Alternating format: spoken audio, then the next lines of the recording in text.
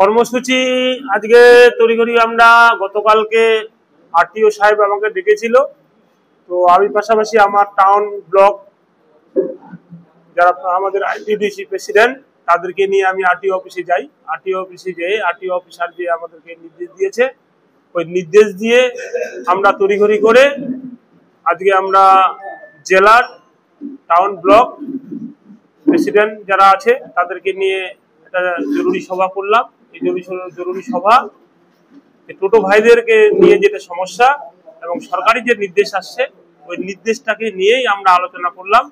এবং আগামীকাল, আজকেও আমাকে আরটিও সাহেব ফোন করেছিল, আগামীকাল ডিএম সাহেব একটা মিটিং ডেকেছে।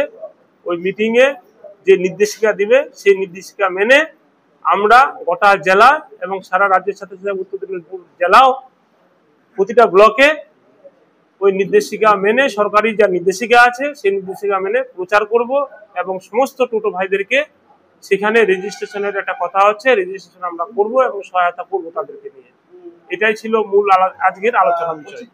ভুল বার্তা বিরোধীরা বিভিন্নভাবে দিতে পারে, কিন্তু আমরা মাননীয় মুখ্যমন্ত্রী মমতা ব্যানার্জির নির্দেশে এবং সরকারি যা গাইডলাইন্স আছে, সরকারি গাইডলাইন্স অনুযায়ী টোটো ভাইদের কোনো রকম অসুবিধা হবে না। যা গাইডলাইন আছে ওই গাইডলাইন অনুযায়ী আমরা তাদের সাথে পাশে থাকবো এবং সরকারি নির্দেশ মেনে তাদেরকেও বার্তা দিব এবং তারাও আশা করি ওই বার্তা বহন করে চলবে। এরকম বিভ্রান্তি করার কিছুই নেই।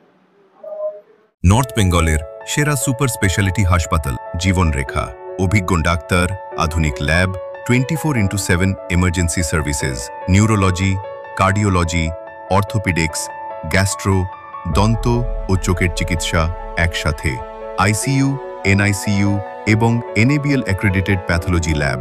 জীবন রেখা হসপিটাল। আপনার জরুরি মুহূর্তে অ্যাম্বুলেন্স পৌঁছবে ঠিক সময়েই। কল করুন 83730 66655।